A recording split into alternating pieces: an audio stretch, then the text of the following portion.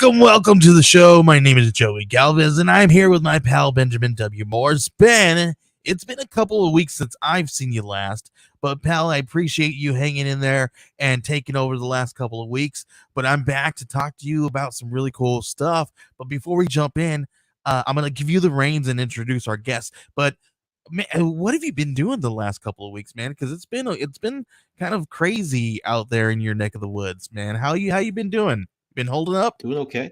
Been we had to do a little bit of travel down to Florida to deal with some situations down there. My family's got some houses there, so a little bit stressful there. My wife had to go down. I had to kind of take care of things here Oh man, and catch up on work. So it has been nuts. How about you, man? everybody's good though, right? Everybody's Oh safe, yeah, yeah, everybody's good. sound. Yep, Great to hear. So we're everybody is we're safe doing and good, sound. man. Absolutely. We're doing good. We're just hanging in Cool. there ourselves. It's Arizona's hot, right? But it's starting to like give us that bipolar feeling where it's like maybe I'm gonna play with some kind of cooler temperatures, but not for a couple of more months. So we're still in this for the long haul. But man, I'm super excited. It's spooky season, which means there's all kinds of really cool Kickstarters to promote. But ours is going to be coming out this month as well. But what we want to do is we want to focus on some of these other Kickstarters and people that are publishing their works and marketing their works right now. So without further ado, I'm going to allow to introduce our guests and start it off. Yeah, we have two great creators coming to share their books with us today. We have Scott Harris King and Philip Tarl Denison. How's it going, guys?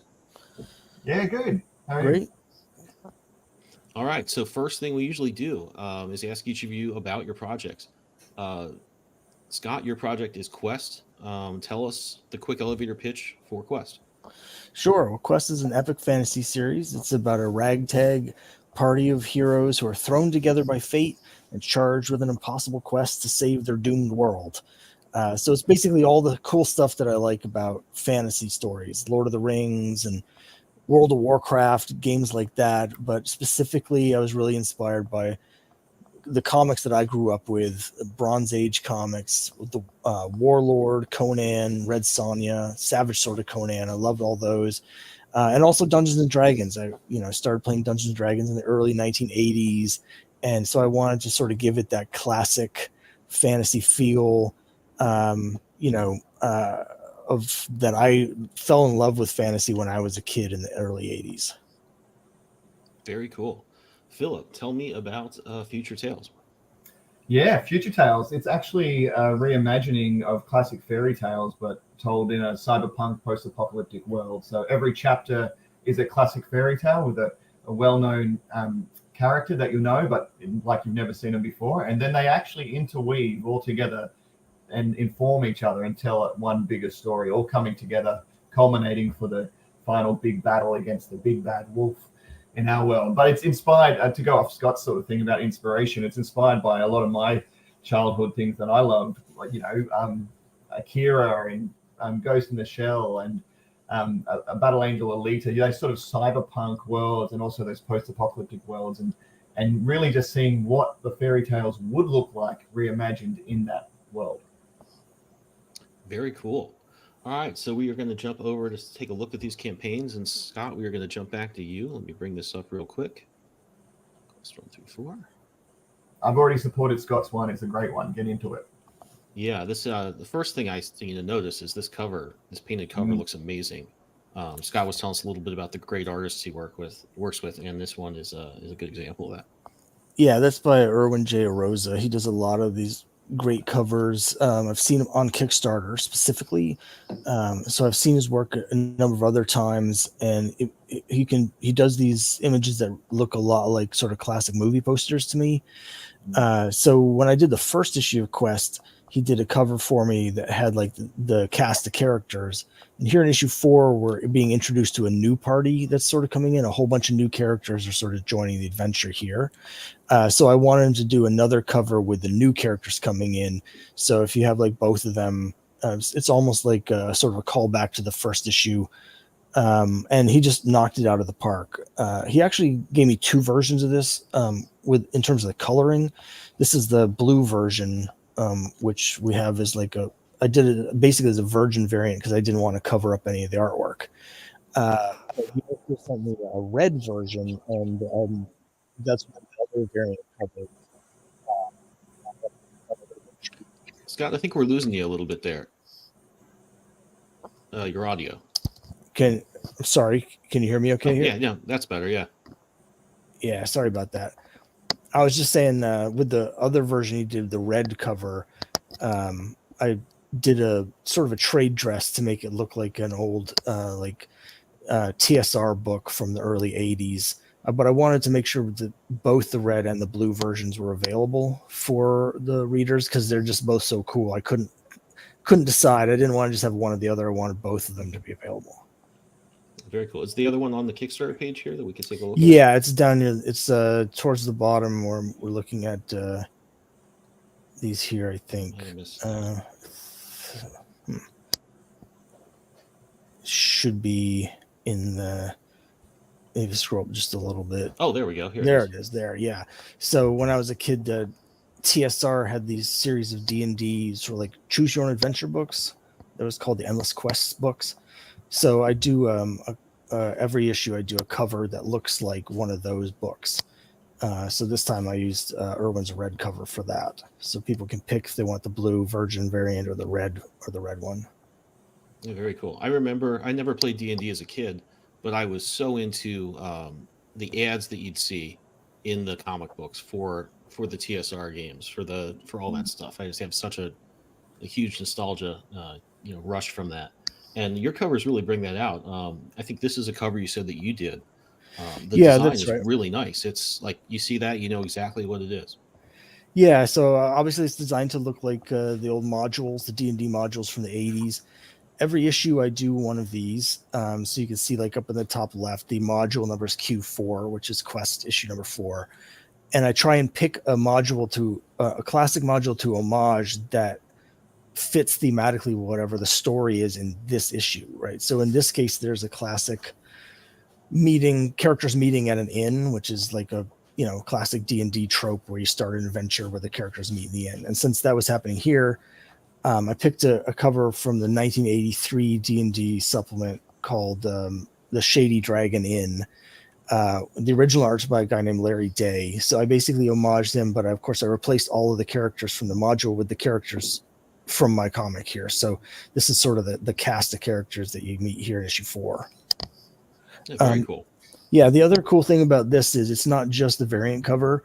I play Dungeons and Dragons, and my DM has been running my game for 30 years now. So I work with him where we basically take the story from the comic and he translates it into a D&D module. So there's 8 pages of bonus material in this version. So after you read the comic, you can actually play through the story from the comic in your own home game and sort of put yourself in the story. And it's proven to be sort of the most popular thing that I do with the series, to be honest. Wow, that's cool. Very cool. So this is issues 1 through 4. Tell us a little bit. I know you mentioned some of your influences and the things that kind of made you want to develop this as a story. Tell us a little bit about the larger story, where it's going. Do you see it going on for like longer than 4 issues and continuing indefinitely? And like thematically, where are you kind of coming from with it? Yeah, that's a great question. I haven't actually had anyone ask a lot of questions. I probably should have split them up. No, that's okay. Well, so it's an ongoing series. I'm not quite sure how long it's going to go. I know where the story goes. Like I know how it ends. But basically, to talk a little bit about my inspirations to kind of set this up, one of my big inspirations, and this is going to be no surprise to anybody because this is everybody's inspiration in fantasy, is Lord of the Rings. But specifically, when I watched like the movies or read the books, at the end of the story, they're like, hooray, we beat Sauron, we just won, and then it ends. And I was thinking like, okay, great, but the entire continent has been completely destroyed and overrun by monsters for 3,000 years. And now you have to actually rebuild society. Like, what does that look like? And so that's the world of Quest. It's taking place 200 years after this legendary band of heroes saved the world from this evil monster, and now they're like, okay, but the whole world's been ruined, and so these bands of adventurers are sort of going back into the ruins of the old world to try and get the monsters cleared out and find the old treasures and reclaim their history and stuff like that. So in this case, there's a group of adventurers that are sort of pushing into these lost lands.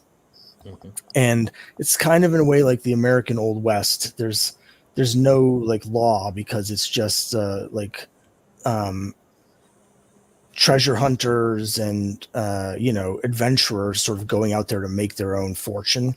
The only law are the paladins, which are sort of like Texas Rangers, where they roam the world protecting travelers and stuff like that. So at the beginning of the story in issue 1, a group of adventurers gets attacked by monsters, and this paladin here in this image, that's actually from issue 1, the one we're looking at here, a paladin shows up and saves them. And then it turns out that without the party even knowing it, they're actually carrying secretly this relic.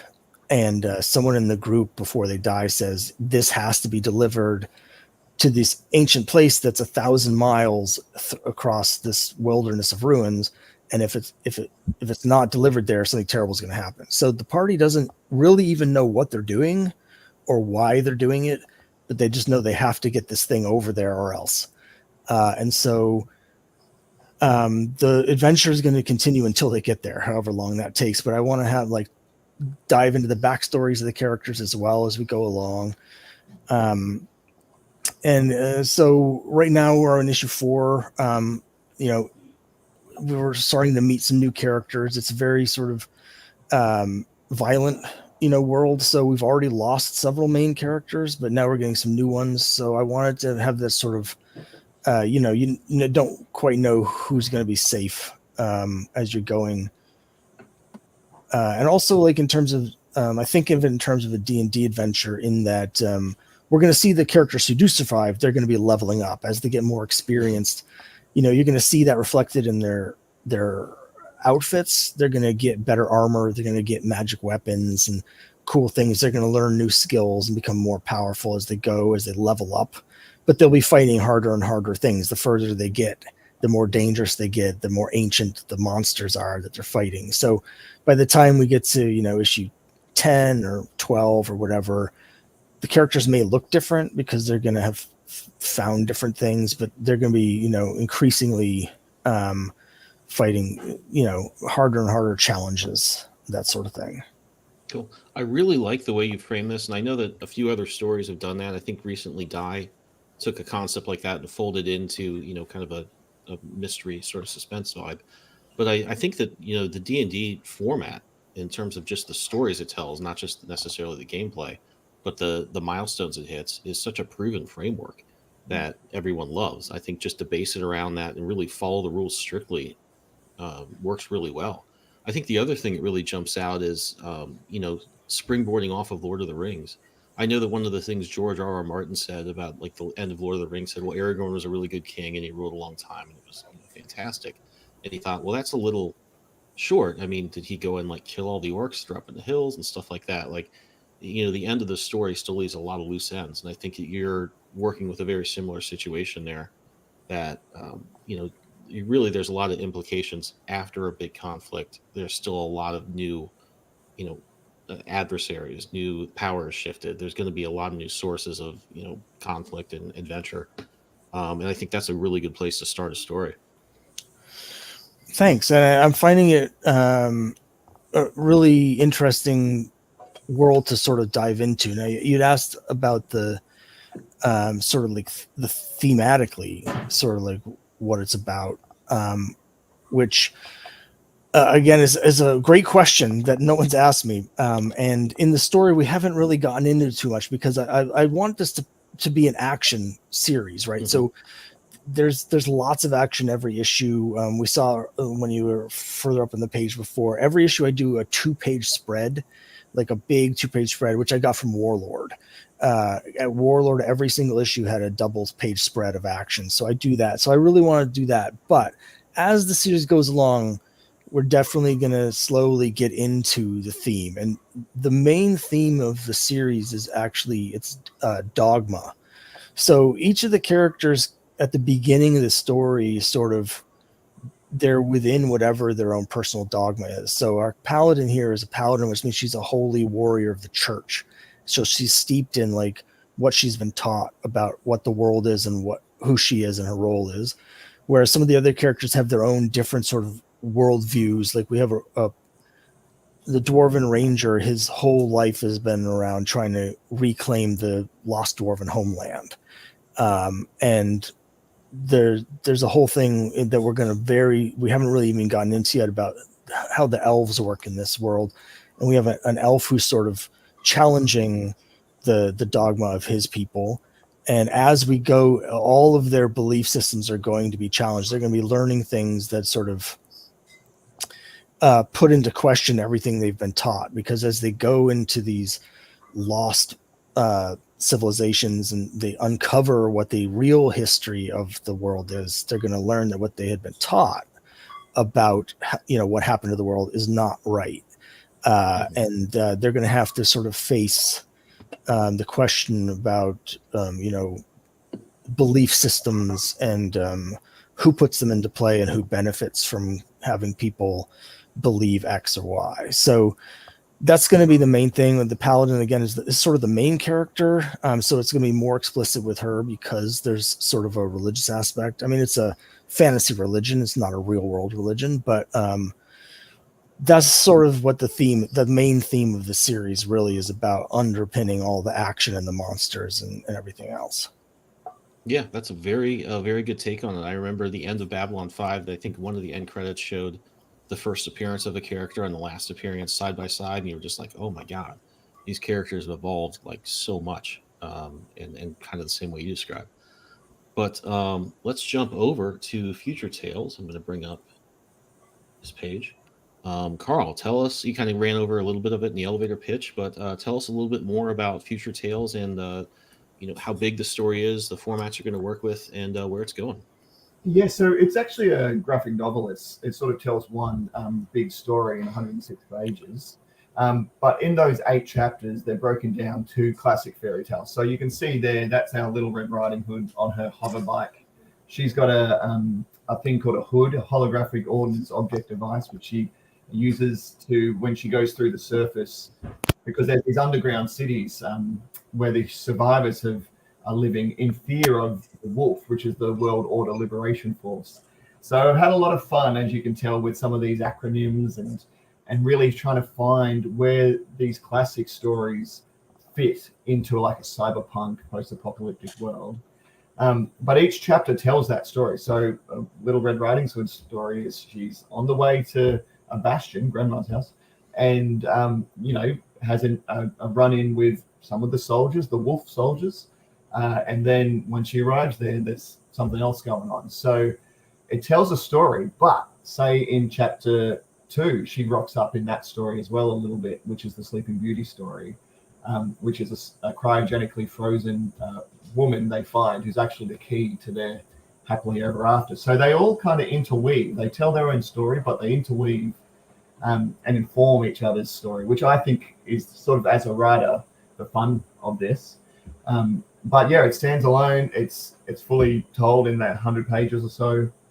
And it's a graphic novel, which I don't know if you can see through here, but we got that gold foil from the future, from the Kickstarter. It's a bit blurry. Cool. It's a little out of focus, but I think we can see what's going on there. Yeah, it's got that really nice gold foil. We've got beautiful art by Raymond Augustin. And in fact, that's another thing. Every chapter is by a different artist from around the world. So we actually love the idea that classic fairy tales are a universal thing. Yeah, they're all based in Europe, but they have had a huge life and have been retold many, many ways and many times. And from our artists in the Philippines to France to Brazil to Nigeria, like every chapter has its own flavor, whilst also keeping the concept art, the design for each character alive. But we get to see them in different ways. And a good example of that is the twins, which is the Hansel and Gretel story. They are told in a very almost Disney style because it's a bit more from their perspective, a child's perspective, whereas something like our French style is a lot more gritty and European looking. So we have some beautiful artwork in there. It's almost like an anthology, but an anthology that tells one story and interweaves. So it's a good hybrid of the two. Mm-hmm. Very cool. I love this artwork. I mean, your colors are fantastic. That's something I think I say this probably every week. I think it's really neglected in a lot of indie comics, but really beautiful stuff. And I think also what stuck out to me was like just the design is really solid. Did you work with a different artist before, giving these to each of your interior artists to come up with like the look? Because it seems like there was a lot of pre-production done here. Yeah, I'm also I dabble. I'm an artist myself, even though my work isn't in this book. So I designed them, but I worked with two main artists at the start. Aniki P. Putri, who is based in Australia but originally from Indonesia. She helped design the original characters, or at least Red, Little Red Riding Hood, as we see. And then Raymond Augustin, who's from the Philippines, he's been my sort of go-to guy. He's been amazing. He worked on 2 chapters actually. That's his version of Red there, and also Goldilocks. He did the Goldilocks character named Locks, and really sort of defined our characters. From there, with some of the other artists, I just sent either reference images or my own drawings of what I want to see. Like the Cinderella one, she needed to have a metal leg, for example. And I worked with Sylvia Ferreira, who's from Brazil, to find that character. But one thing we did do, and I was really conscious of, is let the artist bring what they want to not just the character, but to the art, but particularly in regards to culture. So I really wanted this to be like, you bring your culture to this work and these characters. So Sleeping Beauty, done by Yusuf Adeli, I believe, am I pronouncing that right? An artist in Nigeria who really brought there she is. She's a Nigerian Sleeping Beauty. And then, the Moroccan artist we used on Jack and the Beanstalk, he gave that Moroccan Middle Eastern sort of vibe to his character. So there are certain characters who definitely need to have certain, like, Goldilocks, she's got gold hair, she's blonde hair. Little Red Riding Hood, she's red. Like, there's certain things like that. But then we've been able to play a little bit and let the artists bring their own flavor to each chapter. Yeah, I definitely see that. I mean, that's what's I think really cool about a lot of cyberpunk I've seen in the last few years is they've kind of stopped recreating Blade Runner. I mean, Yeah. not completely. There's always going to be a bit of that there, but you've seen them. I think even Elysium or District 9, where it was in South Africa, it just has that like very different feel to it with keeping a lot of those elements, and that stuff really shines. I don't think And I cyberpunk also, will ever not be. Oh, go ahead. yeah, no, I was going to say I love the cyberpunk, but I also love the dirtier, grittier, and post-apocalyptic. So kind of combining the two, which in our world it was a cyberpunk world that then became post-apocalyptic because of the attack from the wolf soldiers. So and they're in like this floating city that roams the roam and like just destroys stuff, which is the city that allows Jack and Beanstalk, he goes up and get his magic egg and all that stuff. And also the vibe that I saw an image of a bombed city years and years ago, and the framework of the buildings that the skeletons left looked a bit like trees with like branches hanging off. So in my mind, this bombed out city is the woods in the fairy tales. So it's kind of combining a little bit of that cyberpunk stuff, which allows us to have some cool tech with that post-apocalyptic, more gritty world. Very cool. So let me ask you something, because I've done this a few times myself. I write, but I'm an artist, I think, first and foremost. And there are times where I've just seen, sometimes it's a picture from the news, sometimes it's just some strange thing I'm seeing when I'm traveling, but it sticks with me and sometimes bothers me, and my mind keeps working on it, and I will kind of fold that into a story and sometimes even build a story around it. Have you done that a lot of other times in your other stories? Absolutely. I would almost say that's sort of those ingredients that build into our story. So I'm a screenwriter by trade. I write film and TV. I've got a feature film with Scott Free, which is Ridley Scott's company. We mentioned Blade Runner before. And we've got TV shows and features in the works at the moment. And I would say nearly every one of them had some sort of thing from the real world, whether it's the news or science. I have also a background in physics. I studied and taught physics. So when I get into some quantum mechanics or things like that, I'm like, superposition, that's really interesting. What about if it wasn't particles, it was people? What entanglement as well? Like, so and sometimes it's just images, like you said, like we talked about the bombed out city. just those images will sit with me, and I'm like, oh, that looks like a forest. And the shared universe of these fairy tales, which the big bad wolf rocks up in the Three Little Pigs and the Little Red Riding Hood and a few other ones, the woods, kids lost in the woods, like it felt like a shared universe anyway. So it sort of was just putting the pieces together that were sort of out there. And sometimes I think of it more like discovery rather than creation. You're sort of discovering things that are kind of already in the zeitgeist or just in our head or in the universe. I mean, like yourself, I definitely hold on to those images and build from there. Yeah, I just think there's something about that, and I think it's specific to comics. I've done a lot of storyboards and I've drawn scripts for writers. Sometimes it's very hard, I think, for people to really think about, not that visuals are the most important things in comics, but there's something about it being a comic friendly visual that's really important. This is my take. I don't know if other creators do this or comic writers. If I'm writing for an artist and not just for myself, I feel like it's almost more like a director. You have to think visually. I always think about the turn, like what is that page doing, and what is my final panel doing to to make me turn the page as a reader. So you have to think visually, and I often storyboard my own, even if I'm giving to an artist, or with the caveat for them to just do what they want. Mm-hmm. Some of the artists here would be like, oh, can I break this into 2 pages? And they'll have their own ideas, which I love doing that and collaborating. That's why I feel like as a medium, it's actually the pinnacle for me, because it's both visual and story, and you can tell stories that you're just too expensive for feature film if you're not, a big name. You can just get in and just do it, and it's a great access straight to your audience, and you get that feedback almost in real time. It's really exciting. No, I feel the same way. I mean, you can come up with an idea. At least, I can, because I can draw, and I can just, if I have an idea, I can sort of storyboard that out, maybe have 8 pages roughed out in like a day. And it's really exciting to be able to just crack it and do that.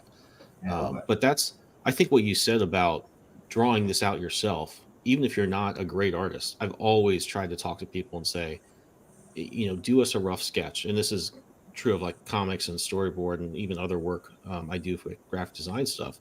People are a little intimidated by that if they don't draw or they don't think of themselves as good artists.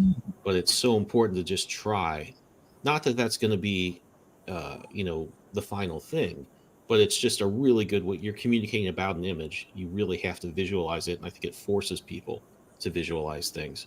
So sometimes that's saves some time in explaining things, but I think it also stops people that are writing that aren't thinking about drawing from like having the character talk first, but they're on the right side of the panel and other people are talking. Just that common sort of like logistical problem. So I really love to hear it when people that are writing. Ben, you're only saying that because of the homework that I gave you the other day, and you're like, why don't you just draw it out? He's talking about me, guys. No, I wasn't. I'm talking about the people last year that made me draw a storyboard thing that every single part of that commercial was like in conflict with the previous frame. I remember you specifically complaining about that. Yeah, it was the clearest example I've ever had. I was like, oh my God, that's just too much. But no, I think I've said that a lot, and I like to talk about that because I just think there's something really valuable about, especially when you're working with comics, with other mediums as well. But I think nowhere is it more pronounced than comics, where the writer and artist don't need to do each other's jobs and shouldn't, but really do need to know what the other person's gonna just need to do to get that thing on the paper. I think make it really shine. I think you and I always have this conversation. I think it always goes back to like when you're in this, because you're part of this industry, it's good to know at least little bits and pieces of or at least know how things work on the other end when people receive it from you, right? Like if you're a writer, know a little bit of the art process and things like that, just so that you can kind of familiarize yourself with their process or a process, altogether, right? Recently I was like somebody sent us some pages to put in one of our works, and it's unlettered, and I know that Ben was really he's got so much work on his plate, but so I didn't want to like bother him to ask him, hey, can you letter these 8 more pages that you're already behind on other stuff. And I know how he's getting, dude. It's the listen third and fourth quarter for people in his industry where he's in advertising. People are literally trying to get everything in there before the holidays. I feel, dude. I'm sorry for that because I'm getting texts like today. By the don't way, I feel- really appreciate you not having me letter those pages. That's So- kind of you. So I was like, maybe I can teach myself how to letter. And I said, holy crap, this is like this is a thing. It's like it's an harder than art you form think, all yeah. in itself. Like Oh yeah. there's so many things like, and I was like learning that also. And so in learning how to letter comics, I kind of went back and looked at some of the scripts that me and some friends were doing, and I was like, I need to fix this here, and I fix that there, because now you're thinking of how to put it on the page and where it's going to go, and if there's too much words, how are you going to split them up? Is there enough space on the page to do that? Well, no, you might have to go back and edit and cut it down, right? So, and you're like, well, people talk like that. People talk long-winded people like me, but you got to learn how to condense that stuff, and just learning a little bit about the other side kind of gives you a little bit of insight on how that process goes, and maybe a little bit of how they deal with you. Yeah, It's and a it great just makes the skill to learn. collaboration so much smoother. Yeah, and even just thinking of the audience and how they will receive in any of your work, I think it's a good skill, because often we get a bit stuck in our with the blinders on, thinking this is my creation, I just want to show. But stepping back and going, how would I receive this as an audience member, is a great skill to learn as a creator. Yeah, that's something I think I learned the first time I had to work with an editor at a different publisher that I ended up doing the book at, but they were really good about pointing out just not necessarily page turn reveals in a really dramatic way. You think like, yeah, I get what a cliffhanger is. Okay, it's cool. I got that. It's not really, that is the principle, but it's like, it's about everything. You kind of need to apply that in quiet scenes in different ways, in fights in different ways. And I think it's a great thing about the comic language, and there's just so much to learn about it. Before we jump over to the sort of more like marketing type stuff, I just had to comment upon like what I just love. You were bringing Battle Angel Alita into there, and I look at Jack and the Beanstalk, and I'm like, oh my god, that's perfect. That just syncs up so well. Yeah, it's amazing how many connections. I was really mindful not to force things. I wanted the stories to have those stories, but that's where it came from. Years ago, I came up with the concept because I felt these connections from the classic stories with almost classic tropes in anime and Saturday morning cartoons and sci-fi that I was brought up reading, like Philip K. Dick and Heinlein and stuff like that. So I wanted it to make it sure it was working, but I also wanted it to be organic. And yeah, I mean, I'd love readers to let me know what they think. But yeah, I feel like it did come together quite well. Yeah, that syncs up so well. Really cool. So let's switch gears a little bit. We'll go back to Quest. And Scott, I was going to ask you a few things. So this is your, I guess, the fourth issue of this. I'm sure you've done another few campaigns for this book. What are you doing differently, if anything, this time as opposed to previous campaigns? Well, one thing I'm doing differently is actually this right here. I mean, I've done, podcasts and live streams and guest appearances in the past, but I would say like the last couple issues of Quest in particular, I've been doing shorter campaigns. So I've started doing like 2-week campaigns, and this time around, I'm actually stretching it back out. So I was doing 25 days this time to give me more time to do things like podcast appearances. Because when you have such a short campaign, it's really hard to sort of get it out there.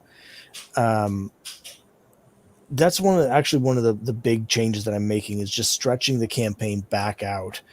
I had originally shortened it to try and get more campaigns in the calendar year. And also because for my core audience that I'm maybe bringing in from previous campaigns or bringing with me from my mailing list or whatever, having the longer campaign doesn't really affect them. They're going to back at the beginning, most of them, some of them at the end. They're not going to back in the middle.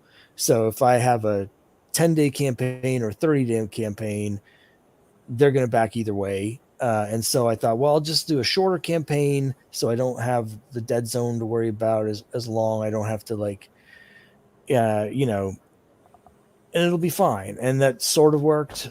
But now I'm at a point where I'm like, the Kickstarter market seems to be shifting a little bit, and I think it makes sense for me to go back to longer campaigns and actually doing fewer campaigns over the course of the year. So I have more lead-in time and more sort of like promotion beforehand than maybe I've been doing the last year and a half or so. So yeah, this, you know, getting the word out via, you know, just appearing on podcasts and doing interviews and stuff to tell people about it is goes hand in hand with the longer campaign that allows me to do that. Yeah, we talked to a creator a few weeks ago or months ago. It just kind of blurs together, but they were saying about that middle zone in the campaign and how tough it was to deal with. And one of their solutions was to be running like Facebook ads and I think Instagram ads to try and bring traffic in the middle. And they were saying not necessarily that they expected to see a huge bump in backers during the dead zone when they did that, but they were also doing it to just kind of signal to Kickstarter that there was traffic coming in, and they felt like that pushed them up in the algorithm a little bit in the Kickstarter. You know, where how much Kickstarter would push it after other campaigns. Obviously, nobody could verify that, but that was a really interesting insight, I thought, Well, about the dead zone. one of the other reasons that I had gone to the shorter campaign is because last year Kickstarter started doing these advanced analytics, which unfortunately disappear from your campaign as soon as the campaign ends. So it's a little bit frustrating. But what I've tried to do, and I remember, is basically within the last hour of my campaign, I'll actually record my screen and I'll scroll through it. So I have a video where I'm recording all of that last end of campaign data. And what I had found was that when I'm doing the longer campaigns, some days you'll have days, sometimes multiple days in a row, maybe where you don't have any backers. And what I used to do is I'd look at that and be like, yeah, I didn't get any actual backers, but I can see from my follower count that I gained 3 followers or 5 followers. So I'm still getting the word out. They'll back at the end of the campaign. Mm-hmm. But when I looked at my advanced analytics, what I discovered was for my campaigns that it was something like my conversion rate for people that were following before the campaign started was like 45%. And my conversion rate for people that began following after the campaign started was like while I was live was like 9%. And so I realized that doing all of that stuff in the middle to get more followers wasn't actually converting to more backers, because those people were much, much less likely to actually back it as opposed to doing the stuff at the beginning.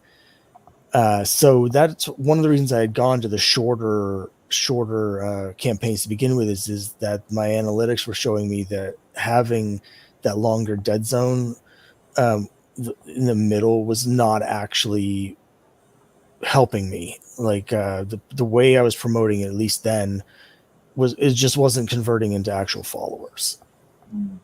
Wow. Okay. I mean, it's really awesome to see. I know that the amount of and type of information they share with us varies, I think, from time to time, and they shift that. But I've certainly seen from talking to other creators here or just on Twitter or even in our Discord, people really diving into that and making good use of those numbers. I'm sure there's a danger of overthinking that, but it's nice that Kickstarter's just made so much information available about how they're coming in, who's doing what once they get there, all that stuff.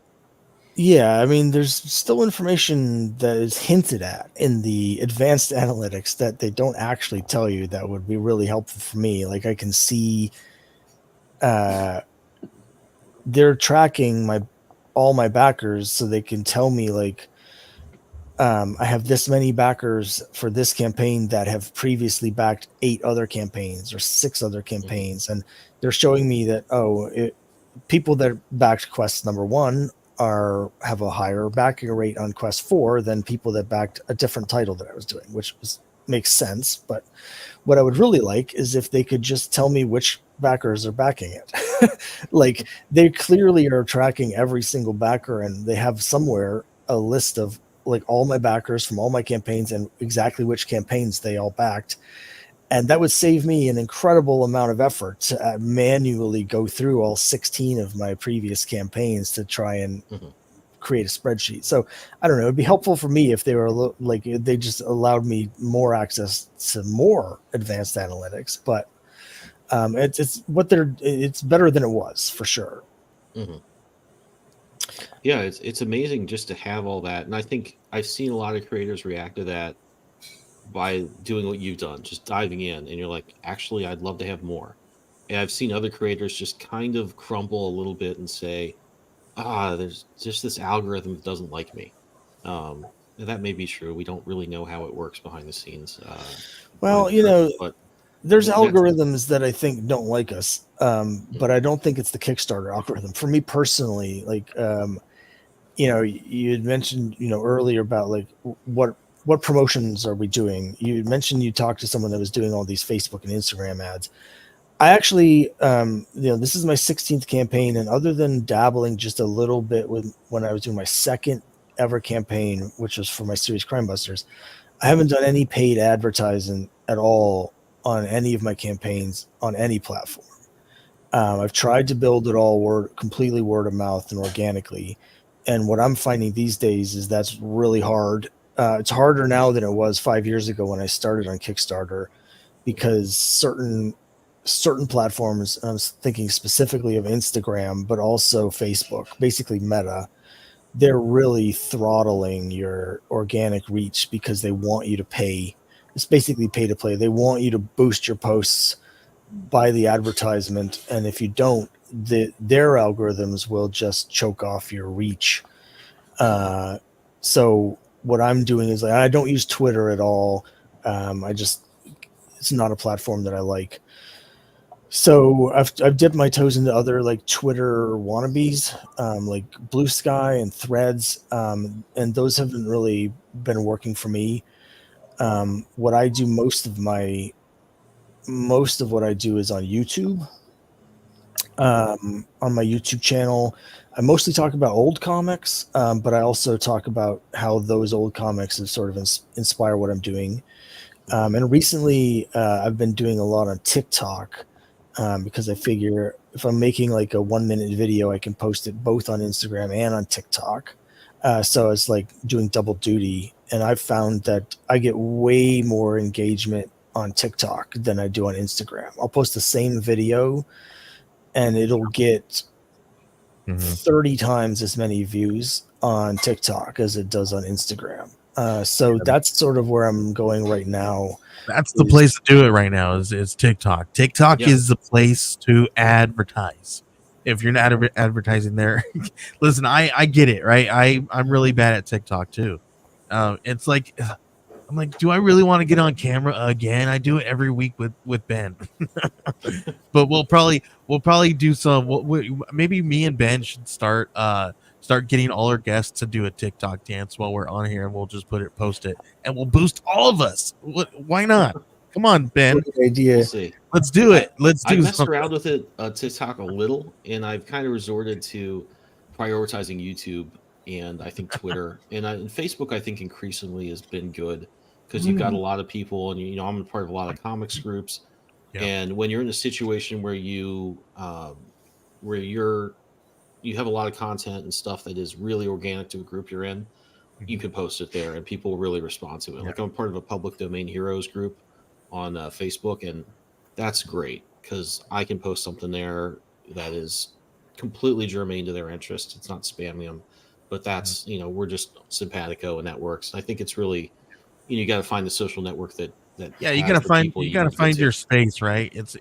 That's one of those things that's that kind of stuff that, like, if you find your space and that place accepts you enough to where you know how it works, right? There's this ebb and flow. You're like, everybody, nobody spams. Everybody just kind of does the just the right amount, right? But what about those people that are like me, where that can't stop posting every single day during their campaign, right? What do you do then, right? That's, why not?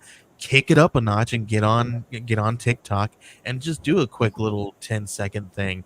Like recently I was actually thinking, and this kind of actually came from one of our last campaigns when we actually ran our magazine, and we were offering, because we offer all kinds of really cool services, because we're also a comic book studio, is that we offer all kinds of different marketing and advertising offerings and stuff like that. But what we offer is building out campaigns for your Kickstarters, and we were giving people these generic headers to put inside their Kickstarters, but I was like, well, what if people don't want to use those ones, right? Because they're not their color scheme, or maybe they wanted to kind of do something their own, right? So I was like, okay, well, what if I did a tutorial, or like cut them up into like different TikTok videos of showing you how to do it in the free version of Canva, because everybody can go to Canva and they can all start something and create something in the free version. You can create different headers that look really nice, that look really great. They're not going to be, Adobe, status, but it'll be a really great, thing to put on your campaign to kind of kick it up just that little bit more, give it some flavor. I think it's good if you're offering something to someone and giving them tips or hints. That's also a way to build audience, because then they feel connected to you and be like, oh, what else do you have? I think that's a real smart idea. Yeah, and that's really what we do. That's what we do with Geek Collective. What we do is we're actually an advertising and marketing agency, but we also contract working professionals, just like Ben. Ben is part of the crew, and he's one of our go-to guys with video trailers. He's also a cartoonist. He does everything from concept, and then we can help you from concept to shelf, and everything in between. This is one of those things that we do. We partner with all kinds of different creators to build their Kickstarters and their campaigns, and help them from the very beginning, and how to actually market this thing, and where to put this thing, where to price these things, because that's one of the big issues too, right? Is how do you price this thing, and how do you know how to price them? Yeah, you can go and do all these fun little calculations that everybody does. Take the number of backers you think you want to you want, like, say you want 100 backers. Well, divide that between all this crazy math that you do, right, to get your numbers. And yeah, that you do that, but what do you do what else can you do, right? So you go out there and you do all these different kinds of things, and we can help you out figure those things out, and price these different things by watching what other people are purchasing at, and by having your finger on the pulse, right? Me and Ben has been in this business for a very long time, and he's tried, we've tried all kinds of different ways to sell our stuff, and so, like, and we're amongst all these different people that have all these different great ideas. Like, looking at your guys' campaigns tonight, I actually saw something on Future Tales that I was like, oh, that's a really great idea, where you took the creators and you kind of showed this map, and pulled out everybody's faces and their pictures, and showed them of where they're from, and kind of their titles and what they do on the campaign. I was like, what a great idea to kind of market, not just put, like, how everybody does. It says I put it there too, like I just list out all the creators and all that stuff. But what a fun visual way to kind of look at this and see the creators on this project, and see where they're from, and see how it's like all over the world. So this is kind of really, really cool things that you can step out of the box and do with your campaign to kick it up a notch a little bit. Yeah, very cool. And I think that's a good point to jump over back to Future Tales.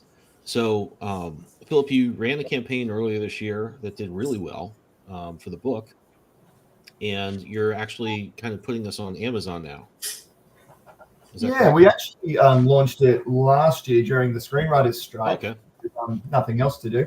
But yeah, it launched, but we delivered it this started this year. We were able to distribute it, around the world. Honestly, we didn't know. This is our first ever through Wild North Comics, which I'm a part of that collective, and also my own brand, Outlaw Comics, LORE. And we kind of just went with it. We didn't really know what we'll do. We also use Kickstarter as a bit of a marketing tool, because we had a connection here in Australia and people who would follow me through my other stuff, but it allowed us to access North America and Europe a lot more, because I know for me anyway, I would often go on Kickstarter and just scroll, because indie comics is where the concepts are at for me. I still love my traditional ones, but indie comics is what I really yearn for. So I scroll, and I think people doing something similar. But now that it was all successful and we have the books, we got quite a lot printed, and they're, that perfect bound, nice. It's just, I don't know if you can see there, but that perfect bound copies, which allow us to sell it as a standalone graphic novel. To me, I think it just has a bit more scope to continue its life beyond Kickstarter, and we're getting a lot of good responses on Amazon and also through our own website, wildnorthcomics.com. But the marketing is still tricky, because just putting it on Amazon doesn't mean people see it. They can't. You have to actually search specifically for it, and I think you actually have to search with my name. You can't just search Future Tales. So using Facebook has been one of our key things. We have, similar to what you're talking about with the different Facebook pages we're on, but also just word of mouth is actually becoming really powerful for us, because it's a standalone book, and we have people asking, is there going to be a second one? It's one story. And just one other little thing, this has become a bit of an IP for us. It's based on public domain IP, future fairy tales. Everyone knows that. So that gives us a little bit more access. And I used to say there's sort of the three things that I think help market. Artwork. Your artwork just has to be interesting. And in whatever way it is, just grabbing it and like draw people in. The concept, I think, is neck and neck. For me, I would read a concept and then I'd look at the art and I want to see, is this something that I can really delve into? And then the team. And unfortunately for us, we were kind of unknowns. However, using different artists from all around the world with their own social media reach and their own crew that follow them did help. It did mean we had to send to some countries, and the postage was insane, especially if they ordered like a stack of them. But hey, that's what we're happy to do. And that's, for us, allowed us to connect more. So, I mean, we're still going and doing amazing things like this. I mean, I love your setup, very pro, very slick, how you guys do your interviews. So hopefully we can connect with some of your audience. Yeah, and what's awesome with that too, right, is not only do you have an amazing team around the world, now if you want to use the team, in all caps, you can now promote them or get them to start, hey man, what if I do some drop shipments, send you a big fat package, and then for the next Kickstarter we'll have you send them out from wherever you are, and now you can eliminate those high crazy prices. Now your back end funding, because we all know that some of the things we're getting this thing made, right? We're purchasing the stuff. Some of it's gonna pay that, but we also have to pay for the shipping on the back end and all that stuff and get it out to everybody. Even though that we're still probably having some back issues for us to sell it, different in the person and all that stuff.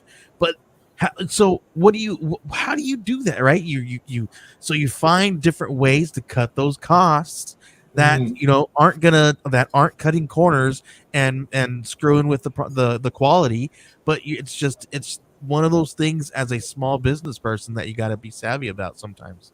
Absolutely. And using your team to what they want to do. Like, there's some of the artists who are like, we really want to promote this and get it out there, and that's great. Like, it's using them in the promotion and the marketing, using what you've got. Like if you're at a convention, you can only really attract the people who are there. But if you're and then you're giving them supplies for them to go do pop-ups, right? Exactly.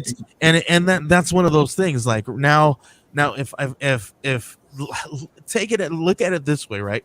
It's almost like you're sponsoring that person to now be part of your team and go out there and do pop-ups at their local community or their local comic shops.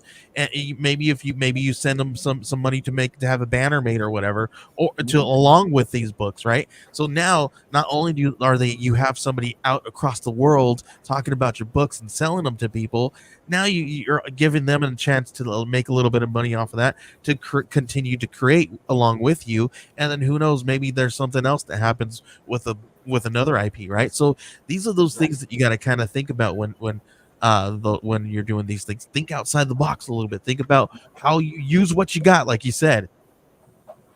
100% agree with that. And we were pretty lucky with this one because of the scope we went with the different creators from different countries, but also the fact that, like I said, it's got recognizable characters. I would even say Scott's thing, the fact that it's got this D&D connection, that would attract people to it. And that artwork, whether it's looking at this artwork that's showing now by Jason Green, amazing artist we found and continue to work with, or even Scott's one, it did have a little bit like, what was that guy's name? Stresemann? Drew Struzan. Struzan? He's got that vibe, right? Like visually, I loved it. So that's enough for me to be like, oh, this is interesting. So there's using what you've got, making sure your art is the hook that drags them in, and then the concept is what makes them stay. Yeah. And the same thing with building, and that's exactly how you do this, right? You're building this rollout with your story. You do the same thing with your Kickstarter page, right? You or your crowdfunding page, or your wherever you're trying to market this thing. You give it the same aesthetically pleasing thing that you're trying to sell. That book, right? It's all based on visuals, right? And so create and make your campaign look just as much as appealing as the book does, right? And Ben, please let everybody know about some of these Kickstarters that we've helped do these things for. Let's talk. Let's pull up the first one. Who do you got first? If you guys don't mind, stick around. We're going to talk a little bit about some Kickstarters that are either live right now or about to go live, and then we're going to close out the show. You guys are more than welcome to head out if you need to. First up, this is Danger Squad. This one is basically think Scooby-Doo meets Stranger Things. This is a handful of kids, middle school kids that are moved to its new town, and creepy and weird things happen, and they find out that there just might be a really cool squad that goes and searches out these mysteries of the weird, and I don't want to give a lot away, right? But weird things happen. If I say Scooby-Doo, there's going to be a mystery afoot. So grab this one. This one's got a bunch of really cool stuff. The creator really did some really fun stuff, trying to grab everybody and trying to bring them into the world by creating this in-world character who has this conspiracy theory podcast. And and what was fun during his little pre-campaign with that little fun visual podcast was that it was like maybe five like 2 to 3 minutes, and during that campaign, his parody Twitter campaign, Twitter got banned by Elon, and he did a video about it. So because he's a conspiracy theorist, he had to the guy in world had to do something about it. So it was perfect because it went along with exactly what the story's about. These crazy weird things happening and people trying to shut it down and keep you in the dark. So this one's definitely cool. Got some really cool stuff. There's going to be some glow in the dark covers. There's some really, really great affordable. This is going to be the first chapter, about 30 plus pages. This whole series is finished. I think there's going to be, I forget exactly how many, but the whole first volume is finished. We're going to be dropping these ones as issues, and then we're going to come out with a really cool full length volume for you guys with some really good stuff. Cool one about this one is that they have one of the head designers on the new Inside Out 2. One of the 3D designers did a cover on this for this one, so you're definitely going to want to check this one out. They're going to be doing some really cool stuff. There's actually some sketch covers that you can grab from that 3D designer, and they also do some artwork. So there's a tier where you can get a sketch cover, a one of a kind sketch cover from that designer. So really cool, from Pixar Animation Studios. Next one, who we got, Ben? Next one, let's jump over to the Sherlock Holmes: The Phantom Masquerade. This one is from our friend friend Dan Calvin. This one's really cool. This was Ben. This is Ben's cover here. Ben did a cover for this one. Such a cool concept here. It's Phantom of the Opera meets Sherlock Holmes, and there's a mystery where an opera singer's child goes missing, and they have to figure out the mystery and what's happened. There's a lot more to it. Don't want to give it away, but it is a freaking fantastic Sherlock Holmes story. Everything that you love about a good Sherlock Holmes story or movie, this is going to be one of those things that's going to give you this one is definitely a treat. I've watched every single episode of the Cumberbatch Sherlock Holmes series, so this one was right up my alley. I don't know, do you guys like Sherlock Holmes? I mean, everybody loves Sherlock, right? Who doesn't? Yeah, I'm a huge fan. In fact, I kind of got hooked on a lot of those older stories, Arthur Conan Doyle, and in fact, even Poe. I remember Poe reading Murders of the Rue Morgue, which was one who basically created the whole detective genre. Yeah. Sherlock Holmes got me into that. So yeah, I'm a huge fan. I'm going to be back in that definitely. This one's really cool. I was able to be part of the team and help them out with dressing one of the covers. They did an homage to the movie, and it's just like the movie poster there. We had a discussion in the background, and we were like, well, what should we do? He's like, I really love this poster. This is my favorite Sherlock Holmes movie. And I was like, well, if you have a great artist, dude, why don't you just have him do an homage and just you got enough characters in this story, throw your characters on there and make it look like this, and we'll dress it, make it look just like the whole thing. And he was like, all right, cool, but I want you to make this. And so we did some really cool stuff, and I think we did pretty good at making it look like the cover, man, like the poster. So definitely grab this one. We helped him dress this one. We're also going to help put it together. We're going to design the whole book for him, and when it goes out to all the backers as well. So make sure that you guys are checking this one out. All right, what else we got, Ben? The only one I still have is my book and Archetypes. Is there anything else I should bring up? Magni the Mighty from Band of Bards. Oh, of course, yeah. Let me bring up Archetypes. I'm going to bring up Magni the Mighty in the background. But okay, so Archetypes. So I'm doing that. Archetypes issue 2, 1 and 2. So we actually have a magazine called Archetypes. It's an independent geek culture magazine. I have issue 1 right here in my hand. We actually did this one at the beginning of the year, and this one actually you get comic books and articles in here, comic book articles. So it's kind of our tip of the hat to Wizard magazine and Fangoria and all that really fun stuff. But we have some really fun stuff inside this one. We're going to be coming back with issue 2, and this one is going to be like our 80-page giant issue. It's just in time for spooky season. We have about 8 to 9 comics that we're going to be putting here. There's the 8 to 9 spooky comics, and then I think it's 8 to 9 articles about spooky comics and the spooky genre. So there's some really cool stuff there. You're going to also have some writing tools. In the first issue, our buddy did some writing tools. He helped people get to the first script of their book. So if you guys want to learn how to write a book, our friend wrote a really cool article right here that helps you get your first script, and then he's going to pick up where he left off on this one and do his writing tools number 2, and he's going to help you get to the next draft. So check that one out. We got all kinds of stuff. We got one of Ben's stories in here you guys are going to be talking about here. This one actually is kind of like a little preview of Ben's book that's going to be coming out here very soon. We're going to talk about that one next, but make sure you guys are checking this one out. Head on over to geekcollective.net/archetypes and the number 2, and you guys can sign up for notifications right now. Looks like we got 81 followers right now. Help us to get to 100. And then what we'll do is we're going to throw this one out there sometime in mid-October.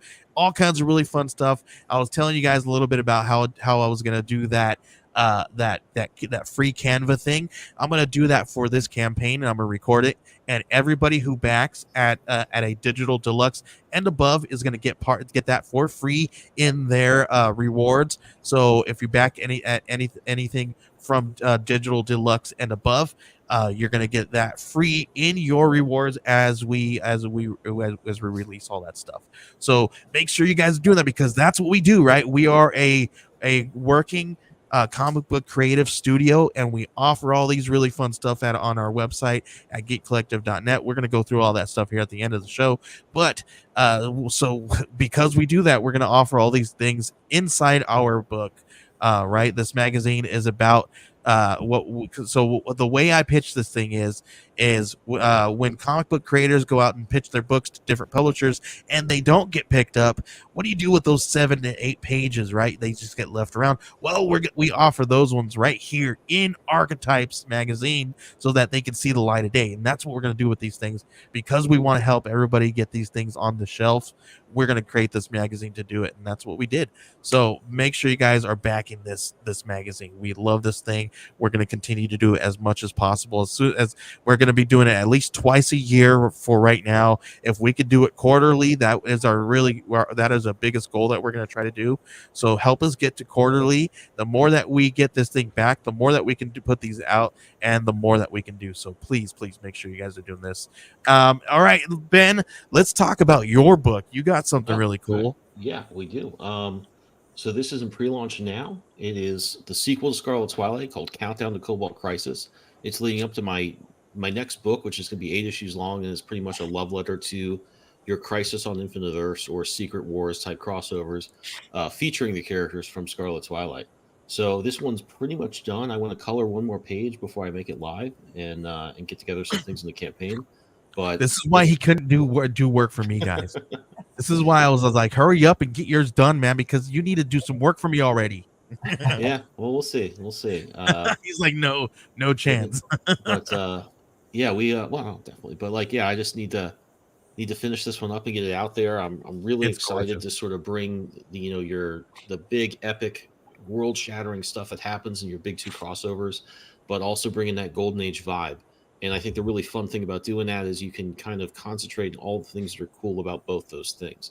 The things I love about those big crossovers is they're epic and they're, they change continuity, they change the character status quo. But I think the problem is that there's so many masters to serve when you're writing those things, or the people that do write them, that, it's like, yeah, this is going to be these cool things, but we also have to like fix Hawkman's continuity. So it was a really cool chance to just approach something and say, let's just take all the fun stuff. I don't have all these limitations. I don't have all these masters to serve as far as plot and, getting a book where it needs to be or a character where it needs to be. Can I use this character or not? I could just do everything I wanted. So I thought it was a really fun way to explore that sort of subgenre of, your big crisis event. And then also bring in all the atmosphere you get in those pulpy Golden Age comics. So if you're a fan of any of that stuff, head over to the link that's down in the description if you're watching this on YouTube. And that's true of all the books we've been talking about. Those are down right there in the description. You can click right over to these campaigns, give them a follow or back, and it's easy as that. Yeah, and I don't think I have anything else. If you guys want to, what's that? Oh, Magni the Mighty. Yes, yeah. we can't forget about Magni the Mighty. Magni the Mighty. This one actually comes from our friend Devin R. Scott. He's an editor. He also he's also the writer of this book. He's got it. This one actually comes out through Band of Bards. They're a direct market publisher, and I'm actually part of their co-op ownership. So I own part of the business, but that's not one of the reasons why I want you to buy this. That's maybe only one, but the other reason is because this is freaking fantastic, gorgeous artwork, badass writing. Like literally, this is about Thor's sons, and it's like the coolest book ever. You guys are definitely going to want to grab this one. All kinds of really fun stuff inside. Look at that artwork. Look at these freaking fight scenes, man. This one's coming out through Band of Bards, and all kinds of fun stuff. We got a bunch of really cool rewards. I helped build this one out too. We talked a little bit about doing all the really fun stuff inside. So grab this one. You guys can grab. I think you guys can read one of the one-shot issues for free right now. And then you can check out there's a double issue right as well, and then they got this issue too. So make sure you guys, there's all kinds of really fun stuff. You can head on over to banditbards.com/magniks and do that now, or just head on over to Bandit Bards and you look up one of the Magni books, grab that one, and then grab this one, because you can dip your toe into the pool there a little bit with those other ones. But I'm telling you, this is look at this artwork, man. This is a really cool one. So check this one out. Other than that, I don't think I have anything else except for head on over to geekcollective.net, and if you guys do that, you guys can see all the really cool stuff that we have to offer. We do crowdfunding. We offer full service crowdfunding support, where we will help you build your campaign all the way from the ground up, and help you get it. We'll even help you get it to the shelf. We are also a fulfillment center as well. If you guys would like it to help us, or if you guys would like us to help you fulfill your books, we will do that as well. We also have print partners and different situations where we also have partnerships and things like that with printers locally here to us in Arizona. We are centrally in Arizona, and so we can get it out to you guys anywhere in the United States. But if you guys would like to check out all of our stuff that we have to offer, just head on over to geekcollective.net and check that out. Right now, we're not offering anything, but I think we're going to be doing some, I don't know, Ben, should we run some discounts very soon? It's the holiday season. I think we should, dude. I think we should. I think it's the right thing to do. Yeah. We'll talk about that, guys. We'll come back at you next week, and we'll have some discounts for you guys for the holiday season. How about that? Anything else, Ben? You got anything else to talk about? Nope. Just I hope everybody will. I hope everyone's enjoyed looking at these great campaigns. I certainly have. Guys, I really appreciate you coming on to share this with us. Your books look awesome, and it's fun every week to just get to talk to people that do books like I do, and talk about what goes into it. What we're trying to get out of it, all the influences, that stuff. It's great. So I really appreciate you coming on, guys. Thanks. Thank you, guys. Thanks. Yeah, thanks for having me. I wish I knew about Geek Collective earlier. I would have got you guys to run my campaign. Well, there's always next time. We're always here to help out. We love doing this stuff. This is what we do, man.